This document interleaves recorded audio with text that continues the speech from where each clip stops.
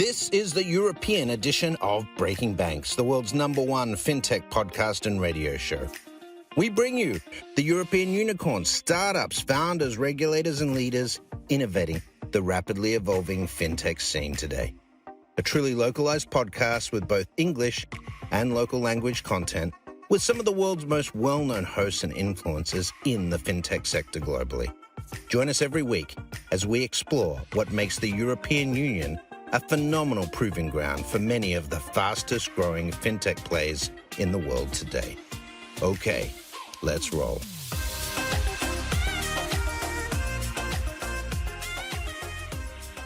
Welcome to Breaking Banks Europe. I am Paolo Sironi, your host today, and I'm here for a wonderful conversation about ESG Billions Fund, which is a special edition brought to us by Societe Generale as part of our carbon series of Breaking Banks Europe. As you know, Breaking Banks Europe is part of Breaking Banks family of podcasts, which is the #1 fintech podcast worldwide. Now, I have 3 guests today with whom I want to share a conversation about sustainability. We have Isabelle Millat. She's Head of Sustainability at Societe Generale Global Markets. Welcome, Isabelle. I guess you're joining from Paris. I am joining for Paris indeed, and thank you very much for having me. Oh, thanks. It's a very important topic, and I know your point of view is really interesting. We also have from Dubai, Matteo Stefanel. He's the founder of APIS, an ESG native private equity fund. So welcome, Matteo. You are the investor. Thank you, Paolo. Delighted to be here and to meet everyone. Thanks. So then we have a financial institution, we have an investor, but we also have a market infrastructure, settlement and custody. It is a pleasure to introduce you to Stephan Pouyat. He's the Global Head of Capital Markets, Funds, ETFs, and ESG Services at Euroclear. Welcome, Stephan. Thank you very much. And as it has been said before, it's such an important and strategic topic for the generation to come. I'm delighted to be here and to talk about it. Thanks. So, as I mentioned, we have a representative from a financial institution, a representative from direct investing, and a representative of market infrastructure. ESG is a very broad topic. Sustainability is a relevant topic. We'll try to cover as much as possible. But to start, I would like to tell you something that I saw the other day, which is 10 times more powerful and better than Greta Thunberg. It's basically a video of the UN Assembly where a dinosaur appears and steps into the UN Assembly. And everybody's concerned that it's a dinosaur. But then the dinosaur doesn't care. It goes on the podium and has a speech addressing all of the UN invitees. And basically the dinosaur says, I'm here because we got extinct. And I'm realizing that you're also facing extinction. Now, because the real problem and the difference is that we got hit by an asteroid. We didn't build it, but you're building your own asteroid. So basically, you are the cause of the problem. That's why you can also be the solution of the problem. Now, the problem is daunting, the solution might not be easy, but that's what we're here today discussing, how we can find, through finance and technology, a solution to the sustainability problem.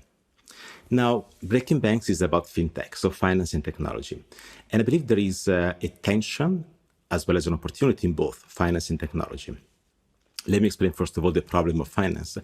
Typically, Wall Street wants financial institution, corporate to focus on the short term. Of course, the long term is always important, but we have the annual report, the quarterly calls, the weekly meetings. Now we even have the daily or hourly meme stocks discussions. So how can we reconcile the typical short-termism of Wall Street with the need of investing for the long term, which requires a different way of thinking? Second, technology. It is a fact that the technology is consuming energy, which requires consumption of resources and therefore contributes to the problem of global warming. So on the one side, all of us sharing our pictures on Facebook and our posts on LinkedIn contributed to this excess utilization of resources. But at the same time, technology can also find a solution like reducing the impact of energy generation, as well as possibly creating awareness among people, the investors, the consumers, about a problem which is otherwise considered distant, even though we know that there will be more and more sandstorms in Dubai, like I believe there is one happening today, or there's more typhoons coming. apparently actually in the Mediterranean Sea. So it is effectively a changing climate, what we're experiencing today. So now we are discussing today the role of finance and technology in addressing and resolving the sustainability problem. But first of all, we need to define what really ESG is all about. So I want to start with Isabelle. Isabelle, I actually saw a very interesting interview you gave to Bloomberg when you discussed the difference between searching for value and investing or lending with values. So like there is a difference between value and values. So I will start from here if you can help our audience to understand what the difference is all about. Well, sure. And first, thank you for the question. I think it's very important. If we try to take shortcuts and start discussing ESG, especially with clients, without clarifying first, what's under the acronym, there can be no productive discussion. And there can even be a risk of misunderstanding or misrepresentation. And I think we'll come back to this later. But yes, indeed, ESG is not an investment class per se. It's not an asset class. It's a style. ESG solutions are very diverse, and they cover multiple asset classes, risk levels. You have active funds, index-based funds, and of course, a full range of custom saving products issued by banks.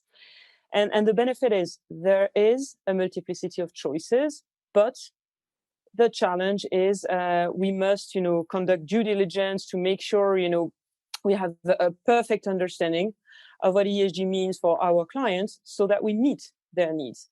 And yes, a key divide, as you suggested, is some first look at the do good part, which is akin to values, and others at the do well part, which is akin to value.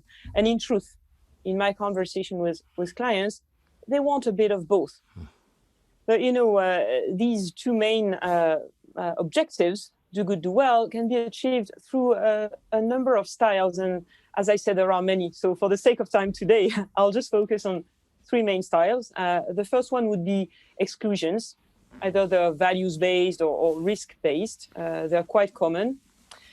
The second one is what we call integration of ESG factors, and it's usually financially driven. You integrate ESG criteria which are proven to have an impact on companies' returns, hence portfolios' returns, right? So that's the second one.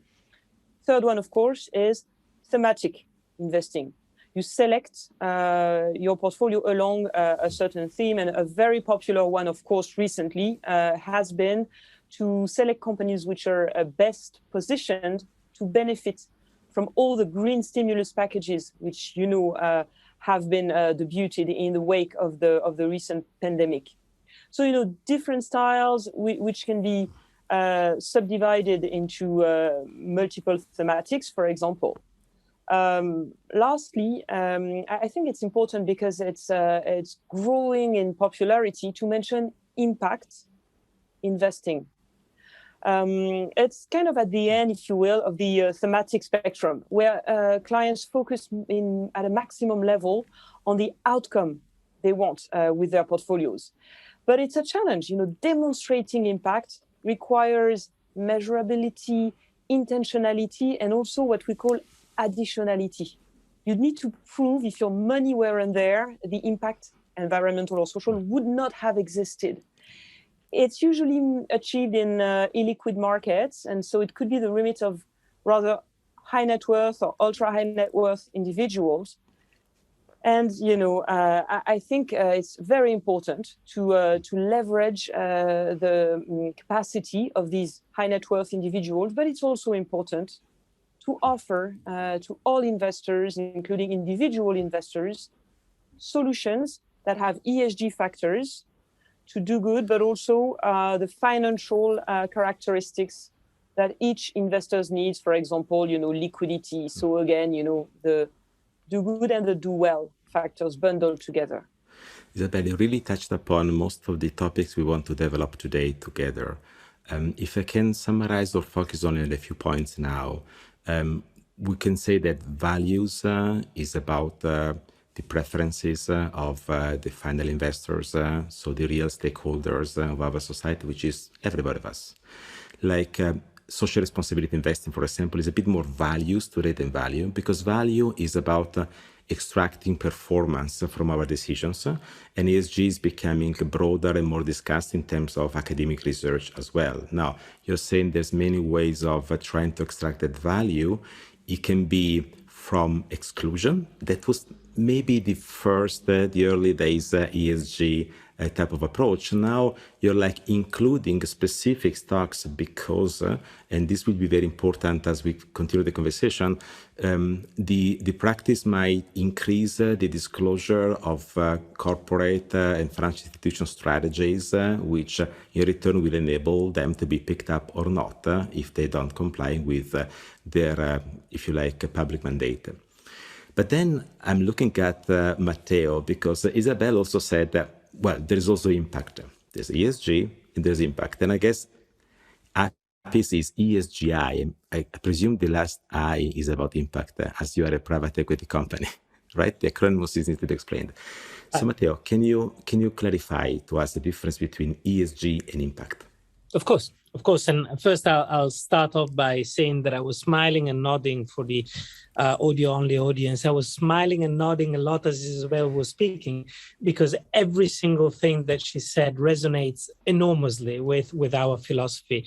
The fact that the choice between value and values is not a choice, is not a trade-off, but indeed there is a high level of correlation to financial returns when we invest with values, with deliberate, granular, provable, demonstrable values behind our investment decisions, and how in itself ESG or indeed impact is not and should not be treated as a separate asset class, but rather it is a way of doing things, a way that 5, 6, 7 years ago when we started was one of the many ways. Today, it's clearly the preferred ways.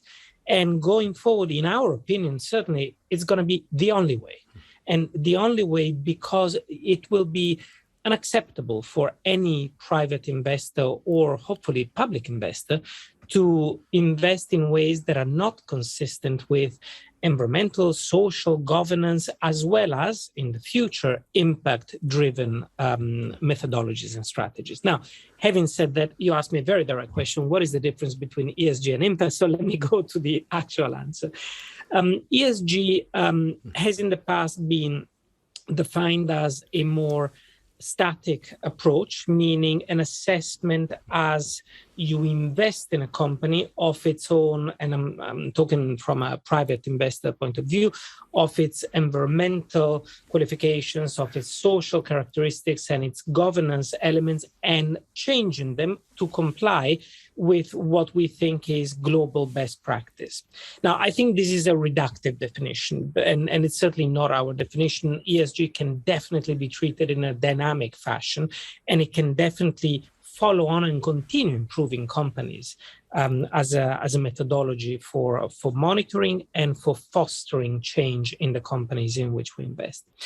Impact, on the other hand, as Isabelle very correctly said, is more about making change in the community that the company serves, in the constituency that the company serves, that is a direct result of the two contributions that investors like us can bring. One is capital, the other one is value, additional value creation. In effect, call it expertise. And so we are a financial services focused fund manager. And as a result, for us, the expertise is specifically what we know about payments, about banks, about insurance companies, and how we can help management teams to improve. But on the impact side, you bring those two contributions, capital and value creation, how those elements can foster change in a measurable manner. If you want the Druckerian view of impact management, if it can't be measured, it cannot actually really be considered, and change the societies in which we operate. Now, this sounds a little bit woolly. It isn't. It's very, very crisp because, as I said, it has to be measured. So you're talking about employment, you're talking about equality, opportunity, convenience of the products offered, affordability. So it's all very clear-cut. So, Matteo, in the second half of the podcast today, I would want to focus about the measurement that you mentioned, which is very important, and is where financial institutions have basically to buy into something new, because they're not used to measure outside their own turf, which is the one of financial performance. Now, I would say that impact is linked to a specific goal, so it's more clear-cut where you want to go to with that money invested. While ESG is a bit more like ratings and dynamic, hopefully, allocation, where, however, there has to be, in the end, a way of linking back to the promise of the materiality of that ESG investment. It could be like a reduction of the carbon footprint of something like this. Now, if you think about allocation and ratings, we think about data, we think about everything that goes around the management of funds. So we can think of market infrastructure as well. So I'm looking at Stephan here, and I want to ask him, what is ESG from the point of view of the market infrastructure? Thank you, Paolo. Well, I think even before we talk about market infrastructure, I want to say one, in my mind, extremely important thing. You're welcome. Is that we see, and you mentioned it at the introduction, that the external climate change is accelerating very rapidly, and pandemic has kicked in, and we anticipate other disasters like that will probably continue. And I am a strong believer that the financial industry and the banking industry is for once going to be perceived as one of the main catalysts and enabler of this ESG transformation that is so important. So it's the first time that potentially, capitalism is going to do good as opposed as being perceived as the bad guy.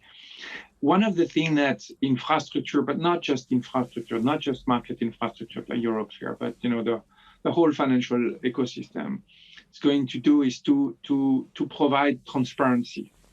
And it's very much the merger of this fintech, as you mentioned earlier, and the financial sector. The fact that today, thanks to the new technology, the financial industry is going to become far more transparent.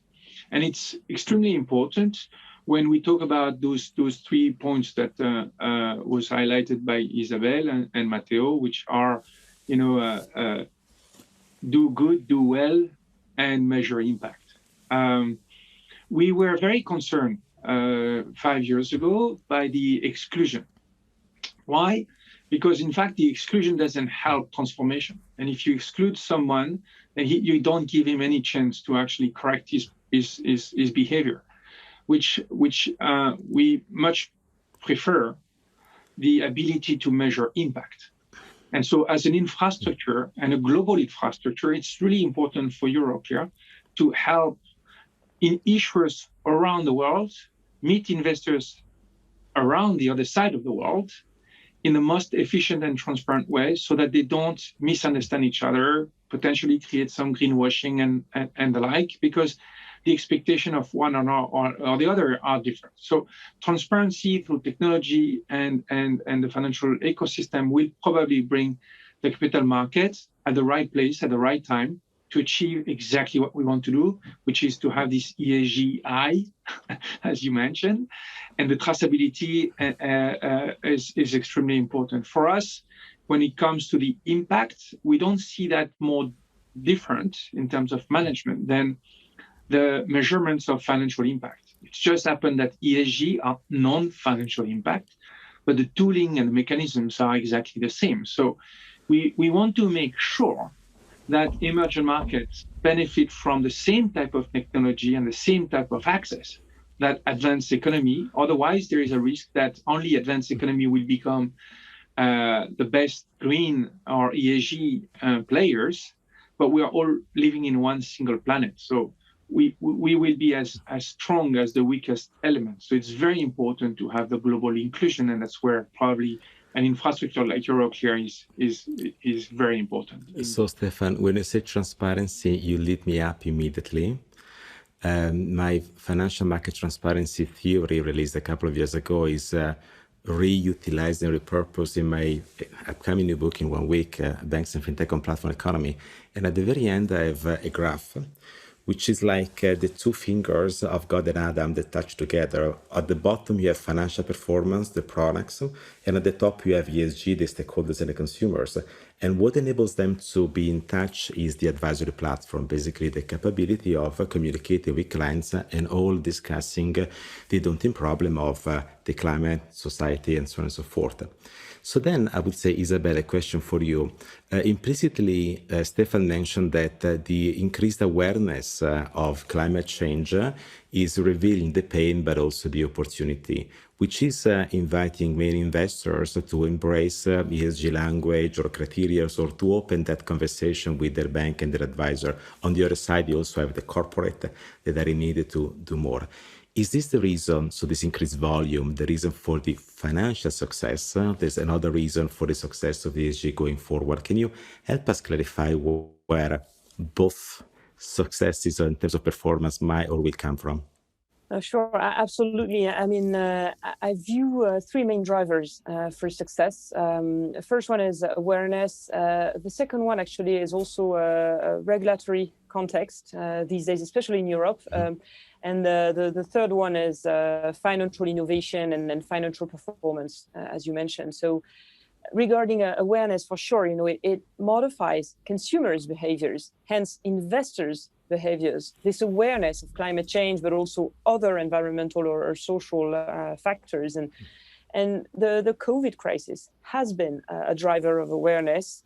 In a way, the forced slowdown has made people see firsthand, the environmental impact of economic activities. And it also raised awareness on social issues such as supply chain safety or the fair treatment of employees by companies.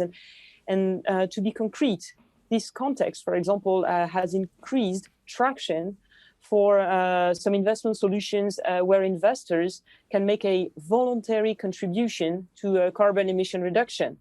Or another example, it's increased traction for just transition themed baskets or indices. So awareness and spurred by the crisis is important. Regulation also helps. As you say, we need a conversation. We need awareness of all on solutions that are available, and regulations actually ensure ESG becomes a must and not an option in the investment conversation. Also, of course, there are the companies. As you said, finance is at one end of the chain. It all starts in the real economy and companies. And here, regulations and laws modify the environment in which companies operate, and activities that are actually profitable. And when laws ensure companies' environmental or social externalities impact their top or bottom line, there, of course, investments will flow to those companies which are most respectful. So we certainly focus on regulation for the starting of the second part of this podcast. But before we go to the second part, I have a question for Matteo. Having heard what Isabelle and Stephan said, but also what you said before, you said something like everything will have to be ESG. You launched a fund which is ESG. Would that differentiate going forward if everything is ESG labeled? How do you do that? That's such a topical question. Absolutely. I think like with governance, you would assume that governance should be global, all-encompassing. Every company should have good governance, but not every company does, as we know for the fact that we need to have ESG and we need to have the G in ESG. Equally, I think going forward, ESG will be applied, as well as impact, in my opinion, broadly to all fund investors. And I have a little point on something that Isabelle said, but I'll go back to that in a second about Please. impact. But the difference will be made by how truthfully, how wholly, how deliberately and granularly you are going to apply ESG and impact. So I think you will still have the ability to differentiate between fund investors that do it as a check the box exercise, as a tick the box, and managers or investors that actually do it truthfully, because they mean it, they intend to do it. Now, the point I would take from Stephan, I give it back to you, that transparency becomes a competitive advantage, because if you're not, you will not be able to differentiate. I completely agree. And in all of this framework, one thing that Isabelle said, which is 100% accurate as of today, but I hope it's going to change, is that impact as opposed to ESG today is felt to be something more for private markets, private investors, and therefore for high net worth individuals. Now, I firmly believe in the democratization of private investments going forward. I believe in the democratization of financial services. Financial inclusion is our core agenda item, our core tenet. But specifically for fund management and private investing, I am convinced we will atomize private equity. We will make it accessible to everyone as one of the many asset management options and products. And hopefully tokenize it too. So Absolutely. then, we are about to have a little break, only a few seconds, and I want everybody to stay connected, because right after this break, we're going to talk about a very complex and subtle topic, the one of double materiality. If you want to know what double materiality is, stay online. We get back in a few seconds. FinTech Stage builds innovation ecosystems. We engage incumbents, investors, entrepreneurs, technology partners, and regulators to build trusted and connected FinTech tribes around the world. We firmly believe that innovation in financial services will improve people's lives. Through our immersive programs, we connect global industry experts with local financial services communities to explore, challenge, and solve important issues related to FinTech, RegTech, InsurTech, artificial intelligence, identity, and financial inclusion. The good news is that we have done it before. InnoTribe was the first and largest fintech movement worldwide, and our founders were amongst its orchestrators. We build programs with a wise combination of formats, partnerships, and content. It is experience-based, tailor-made, and proven to deliver results. Visit us at fintechstage.com or feel free to send an email to operations@fintechstage.com for more information. Welcome back to the second part of Breaking Banks Europe. Today we are at the series number 104, and we're talking about the ESG Billions Fund. We had a very interesting conversation in the first half, which led us into the concept of double materiality, and I want to restart from here. Double materiality is about linking financial performance and scientific evidence of improvement. Everything we said needs to be measurable. Easier said than done when a problem is so complex, like the climate change or the sustainability of a business in the impact to the environment. Now, that is why regulation is very important, because it needs to set the tone and the stage to make sure that we are all operating in the right direction with the high and the most appropriate level of transparency. There is some sort of a divide between Europe and US. We will focus a bit more on the European side today in Breaking Banks Europe, but it's important, as we have a global audience, to understand the differences. Like the US fiduciary standards, which are set forth the retirement investment opportunities, doesn't seem to accept double materiality. The Trump administration officials said that the fiduciary rules should focus investment managers on retirees' financial interest and material risk to returns, rather than possible political issues. So, in essence, ESG considered like a political issue, and materiality may not be fiduciary for investors. Now, this might change. The Department of Labor is expressing the interest of a revision of the approach.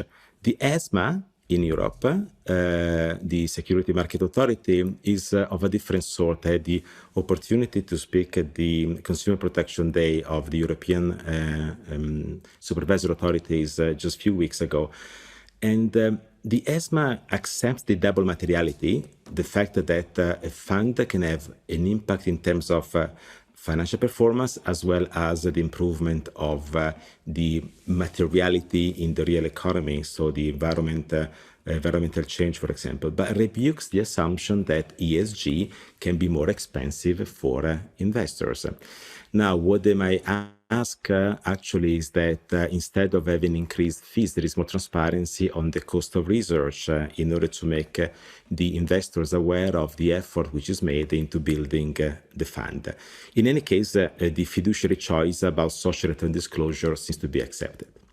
So now I'm asking to Isabelle, first of all, as she works for a financial institution, what do you think the regulation is about today, and how do you think regulation is changing, at least in Europe, in your market, to help financial institutions better address the problematic of reporting and discussing ESG and sustainability with the final investors? Well, good and very broad topic. I'd say in Europe, the regulations are, ensuring that ESG is not an option. It is a staple of conversations between investors and financial institutions. Also, regulations are fostering reporting by companies on material ESG metrics, and also by ESG product providers on the ESG characteristics and impacts of their solutions. And finally, we'll touch on it, but regulations are attempting to lay out a classification, a taxonomy of activities which are considered sustainable. And here, because you rightfully alluded to the divide between the US and the European approach, I'd like to comment that I still think it's a sound practice that the US has to really keep a focus on financial materiality. It's, a reason why ESG has grown so much in popularity is the empirical evidence by fund managers that ESG could deliver, the double materiality. So positive impact on the environment and society, but also positive impact on performance. And we need to keep focusing on that because values or good and bad are very subjective. I was alluding to the European taxonomy of sustainable activities. And one could believe, it's kind of easy to agree on what's good for climate or the environment. Well, let's just look at the big debate going on around nuclear energy. Should it be included or not? But also the debate around the full life cycle impact of certain renewable energies. So, it's really hard to find a consensus on what's good and bad. And so sometimes being pragmatic, focusing on financial performance and the fiduciary duty helps. And it's important, I think, to keep it there. Finally, I just like to say that I think the US has it right in their chronology. And they really start by focusing at the beginning of the chain, company reporting, and then also at financial products. I think it's good to see that the chain starts again with the real economy and companies. So, Isabelle, I want to get back to you in a moment about the other side of the moon. We have investments and we also have lending, so the corporate world, right? So there is also a need of intruding a bit more into the corporate world with more information, more data in order to basically provide evidence around the way the ESG and the sustainability decisions are made by a financial institution. But if you talk about data, I'm looking at Stephan as he works with the custodian problems, the settlement issues. What is ESG therefore, or regulation, which is the impact in terms of your business? How do you see that evolving? Are you aligned? There's more that you have to do. You're expecting more changes to come? Thank you for the question, Paolo. Well, on the data point, I think we are, and actually also on the ESG side and potentially different viewpoints that you just mentioned, we are at the very early stage of this industry. Things will converge over time. It might take 10 years or so. But what is really important is the new data element. Data elements, why? Because we see more and more issuers themselves dictating what type of investors they want to have, which is new. Because in the past, an issuer was just looking at raising capital for the sake of his own project. Now he is demanding that only certain profile of good investors, now what does he mean, good investors, he wants to have, and he wants to not necessarily get the money flow from people he believes are not playing with the right rules of the game. So it's very interesting to see that both hands, the issuer as well as the investors, are becoming more and more demanding on what they want. So as in market infrastructure, and not just Euroclear, but I think all of us, we have now to be able to customize the access to this information the way everyone will consider what is good for him might not be the same as what's good for Isabelle, Matteo, or yourself. So we all have our own definition, and we need to be able to get to the granularity level so that everyone can define what is good for him or what is bad for him according to his own view. That's one. The second thing, at the heart of the data, it's the predictability of the demand or supply. Predictability will become extremely important in the future. So we used to give potentially after the fact data transparency. If we were able to give real-time transparency, was really good. But tomorrow's algorithms, fintech and financial sectors will develop extremely intelligent forecast of demand or supply potential, which will drive this new industry. So it's really at the heart of our economy. This data transformation is going to be material and very instrumental. So, Stephan, you said something very important, which are called consequential aesthetic. That means the synchronization of all the actors on both sides of the equation in terms of raising the bar to ask for more, to make sure that everybody does more in order to address the sustainability issue. But clearly, there is a problem of keeping everything aligned and correct. And that's about making data available. Now, you see the data on one side where you look at the broader distribution of funds, investments, and flows. And Matteo might see it from another side, like I might expect that a private equity company has prime information about a corporate strategy or a company strategy, so they can be more inclined or capable of differentiating between those that pretend and those that do. But in the end, I guess that the impact of ESG and sustainability would be that every company will be more inclined to open up and basically demonstrate that they put the money and the effort where their mouth is. So, Matteo, how do you see this problem from your privileged perspective of a private equity investor? So, and you're right, it is a privileged position because we get so much more access to the financial information and the other information, let's call it for now the non-financial information from a company. And why? Because, and why is it such a big thing, and why is it wrong that it should be a privilege? Because actually access to non-financial information should be, in my opinion, and certainly in our opinion, on a par with financial information. In other words, the predictability of what data one can obtain from an investee company, the predictability, the granularity of that information, the specific templates in which the information is produced, that we're all very familiar with for financial information should be one and the same for non-financial information.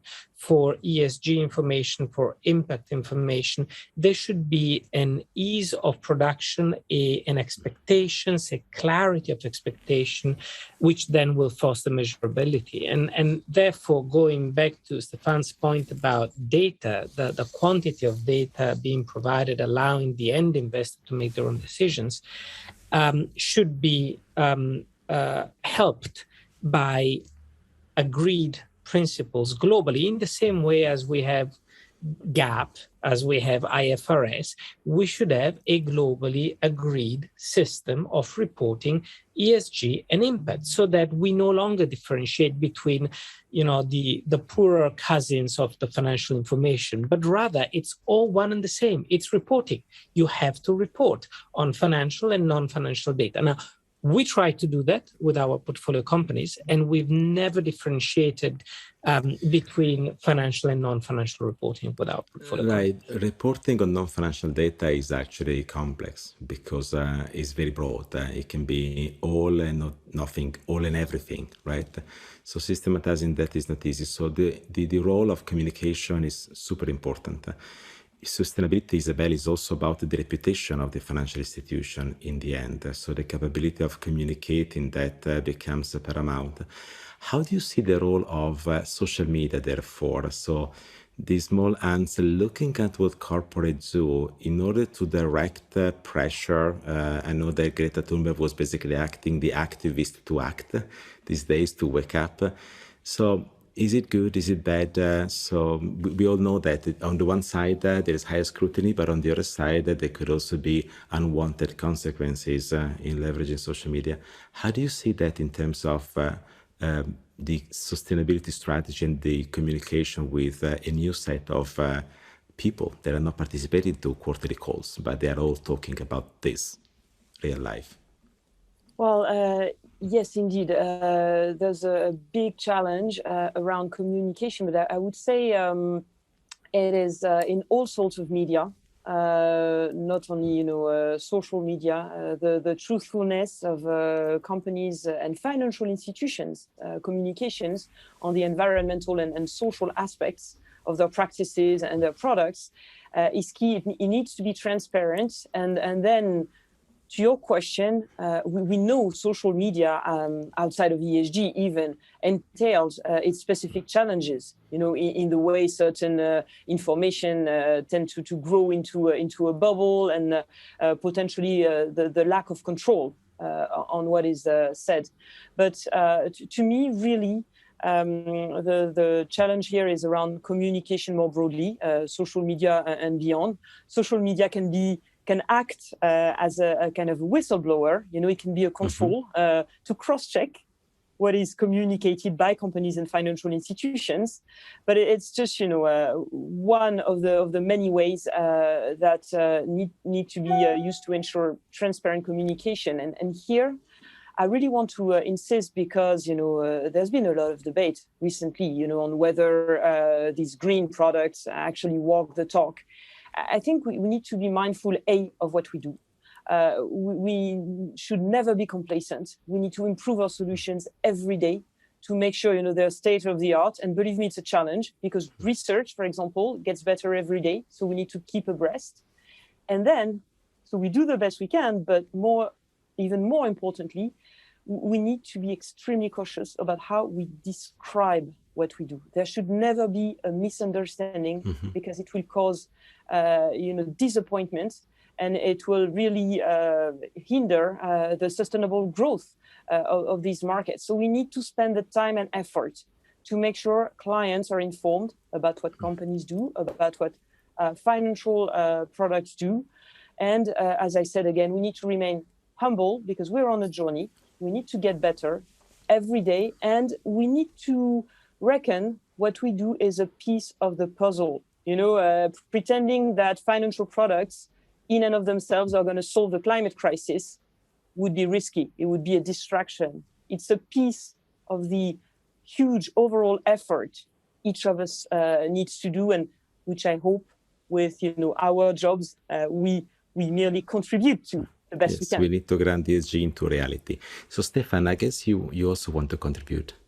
Yes, especially today, this week, you choose the podcast probably at the right time with the Glasgow COP26. This is clearly, when it comes to the media and the perception, the challenge of greenwashing and so forth. The way we look at this is that we are trying to build a platform. And I don't like the concept, but sometimes it's easier to understand, a little bit like Amazon, where you could have users media, investors, regulators, any one of those, giving an opinion on a specific project or a specific issuance. So like this, you're trying to mitigate the craziness of some social media information by having the transparency of maybe more reliable sources like the World Bank or Inter-American Development Bank or someone else, or an investor which is like Matteo, much closer to the source. Nonetheless, you also integrate the social media sentiment, which gives the transparency, back to what I said earlier, and the responsibility of reading that transparency to the consumer of that information, be it the investor or the regulators or even the issuer, so that everyone has that transparency in the best way possible. That's why I call it a little bit this Amazon type of model, where I won't call it via stars or simple mechanisms like that, but something that gives you not only the sentiment of one, but the sentiment of many, so that you can make your own opinion out of it. So, Stephan, the opposite of transparency is opacity, is not privacy. Transparency is that to protect the weakest link, which is the final consumer, which is the investor. Basically is to be applied to every financial institution, every corporate that deals with their business on this planet. So we need to ask them to be more transparent, but also to be capable of providing the data so that the transparency can be checked. Now, I have a last question for Matteo. Is about skills and knowledge or competencies. The CIO, the Chief Investment Officer, used to care rightly or wrongly about expected returns, Sharpe ratios, complex measures. Now they have to deal with a bit more. So do you think that there is a need for reskilling the investment decision makers, the professional investment decision makers, to be really capable of performing and directing this sustainability problem in good terms, as we said here, in proper terms? Resoundingly, yes. There is absolutely no doubt in my mind, because I had to do it. I can tell you that 6-7 years ago, when I decided to leave my previous firm and set up APIS, I literally thought, okay, what matters to me? What do I want to incorporate in this company? And how much do I know about it? So I decided very early on that I wanted to incorporate my principles in what I did every day.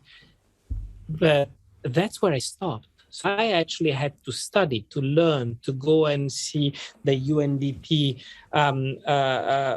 publications, the IRIS management systems, the IFC publications, the CDC publications, all the developmental financial institutions, contributions to the dialogue around ESG and impact in private equity. And then sit down with some of the other market participants. I do financial services, so for me, it was Quona, ex-Axion Labs. It was Leapfrog. It was competitors, you may say, but actually, I prefer to call them frenemies or competitors, if you want, where we sat down and we discussed how we're going to do this. And as you said, Paolo, earlier, it is complex to measure non-financial. It is, but just because it's complex, it doesn't mean that we shouldn't be doing it and that we shouldn't learn how to do it. We've done many things which are much more complex. So we can do this. It's about proposing standards, about debating them in the industry, about narrowing them down until we get something that is both useful and applicable at the same time. And for that, I had to study. So there is no doubt. You have to learn. So, my dear friends, I thank you for the conversation today. I've been hosting multiple Breaking Banks podcast editions. This one is possibly my favorite because it's a very relevant topic and you contributed really amazingly at best. I guess we basically said that ESG has the potential to unlock value and align investors around societal values. Now, true said, right now we have not unlocked all the value that we could because of opacity in the information. We still need to find the right standards, the right explanation of the ratings, line up the language, make sure that we are not washing or greenwashing in front of the investors. And also we know there are limitations in reporting the materiality, especially the materiality about the real impact on the climate. How can we link that? Possibly technology will help with the leveraging artificial intelligence, big data, learning from unstructured data, like connecting the dots so that we see basically that we are doing good, might not be resolving the whole problem, but contributing in a positive way in the positive direction. Now, regulators are definitely promoting better standards across the pond, both in the US and in Europe, different perspectives, but I believe that, as Isabelle said, it is important, it's ground breaking for everybody. So we are all going in that direction. And what I like about all of this is that this might be forcing corporate players to open up more in discussing publicly and openly their real strategy in terms of how they real tackle this problem. And if nothing else, this will be the biggest benefit that financial institution, financial services bring into the sustainability topic, because they still work on the artifact of financial contracts, but that has a huge impact into the real economy, which is the one that really matters around the world. Now, social media becoming more and more influential to scrutinize good and bad examples is made about people. We are all stakeholders. Breaking banks is one of the stakeholders on a global economy, so we are all demanding for more. I thank you for the conversation. I thank the audience for attending. In particular, I thank Societe Generale for powering this 103rd episode of Breaking Banks, the Carbon Series, under the title ESG Billions Funds. Stay tuned. Follow us on all your preferred podcast platforms. We are here for making conversations about the transformation of the world. And that's a wrap. Thanks for listening to Breaking Banks Europe, a Provoke Media podcast in cooperation with FinTech Stage. Don't forget to tweet us out, shout out, or post to the team at Breaking Banks EU on Twitter. If there's something or someone you'd like to hear on our cast, let us know. See you next week on Breaking Banks Europe.